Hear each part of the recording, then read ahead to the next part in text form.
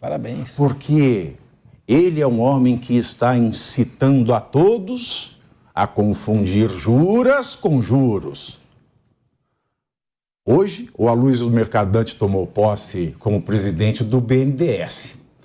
No discurso, o novo gestor enfatizou a necessidade de se criar um Eixi-Bank formado no mercado, mas eu não quero falar do que o Mercadante falou agora. O que me interessa é a fala do presidente Luiz Inácio Lula da Silva. Ele voltou à carga, com toda a força, a criticar a autonomia do Banco Central e a taxa de juros Selic. Vamos ouvir. Como é que eu vou pedir para o Josué fazer com que, sabe, os empresários ligados à Fiesp vão investir se eles não conseguem tomar dinheiro emprestado? E é engraçado porque isso já faz quantos anos que a gente briga pela taxa de juros nesse país. E eu pensei, bom, agora resolveu tudo, o Banco Central é independente, não vai ter mais problema de juro. Lê de engano. O problema não é de banco independente ou banco ligado ao governo. O problema é que esse país tem uma cultura de viver com juros altos que não combina com a necessidade do crescimento que nós temos. É engraçado porque ele fala, como é que o empresário da Fiesp vai tomar um empréstimo, né, com juros altos? Para que tem o BNDES? Me fala. O BNDES é só para financiar coisas na Argentina, em Cuba, na Venezuela? E ele não entende por que os juros está alto. Não entende.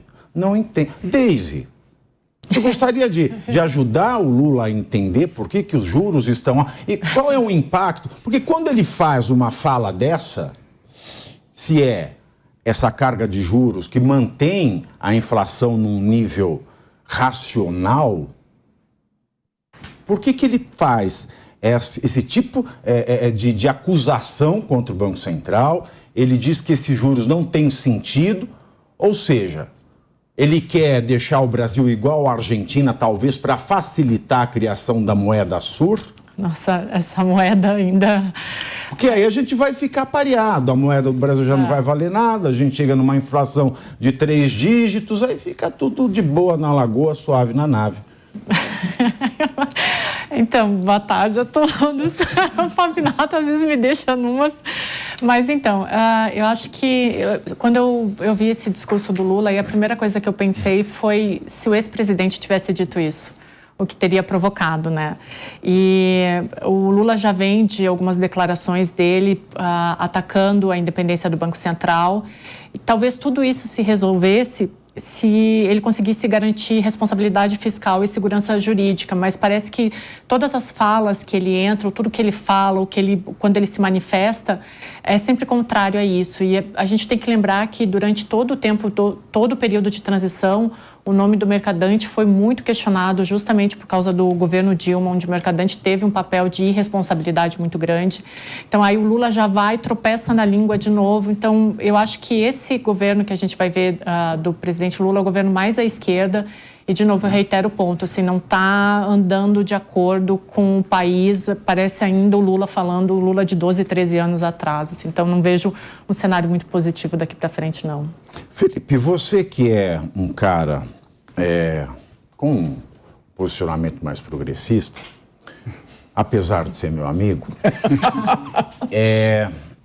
e que anda com pessoas assim, com intelectuais de esquerda, né? Você não anda com aquela militância rasteira, que só repete frases prontas de lideranças não credenciadas para o debate profundo do que é a ideologia no campo da política democrática.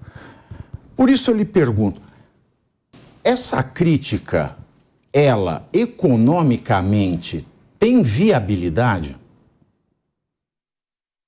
Fabinato, eu entendo que sim, né? Mas quero antes esclarecer alguns pontos, né? Primeiro, que essa taxa de juros a 3,75%, que é elevadíssima, é muito menor que as taxas da Selic no primeiro ano do governo Lula, que estava perto da faixa dos 20%, né? Então a taxa agora está muito menor do que a taxa dos primeiros anos do governo Lula, né? Ou seja, o Lula está reclamando, né, também, e esquece de olhar um pouco o seu passado, né? Agora, o que eu queria colocar aqui né, que essa taxa alta é fruto da proposta, do projeto econômico do governo Bolsonaro e Paulo Guedes. Né? A gente está nos últimos respingos do governo Bolsonaro, com a inflação alta, e para combater a inflação alta, o Copom, né, que é composto pelo presidente do Banco Central e os seus diretores, né, acharam melhor propor a aumentar a Selic, não é? Mas aí vem a minha pergunta direta, né? Por que o Banco Central, que é independente agora no governo Bolsonaro, o que o Bolsonaro fez no governo dele foi colocar o Banco Central como independente. Mas qual que é a relação entre a política econômica do Ministério da Fazenda e o Banco Central, né? A gente tem que começar a discutir essas questões institucionais que são importantes. Qual a política que o Lula está propondo que irá reduzir a taxa de juros? Aquela proposta que a esquerda e o Bolsonaro também fez a mesma coisa, colocava em pauta de aumentar somente a demanda, gera inflação, no momento que o mercado está tendo inflação muito alta, não é?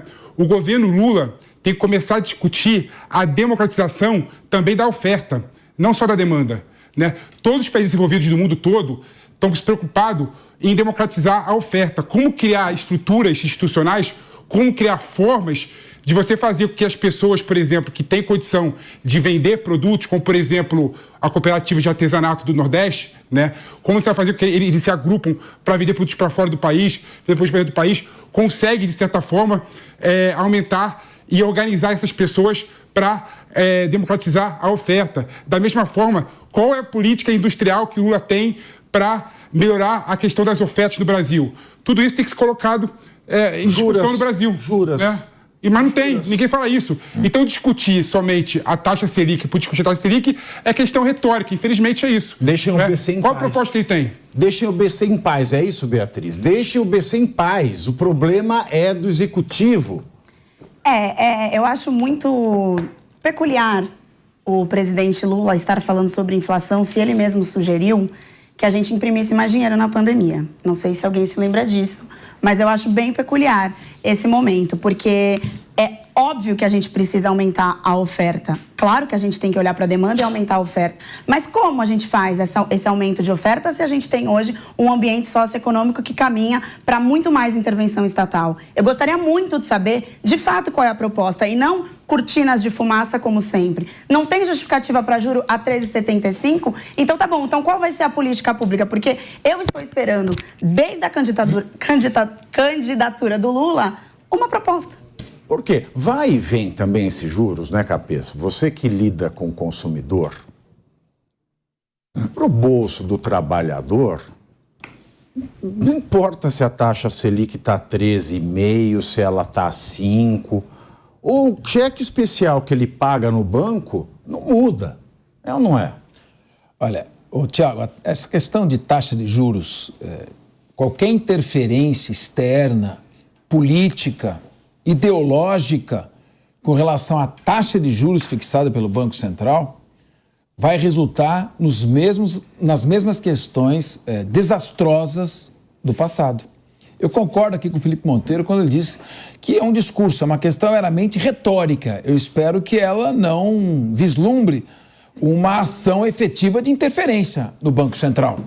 Eu lembro aqui na década de 80 nós tentamos, plano cruzado, quem que não lembra? Tabelamento de preço, muda a moeda, a Sunab controlando, gerou o quê? Desabastecimento.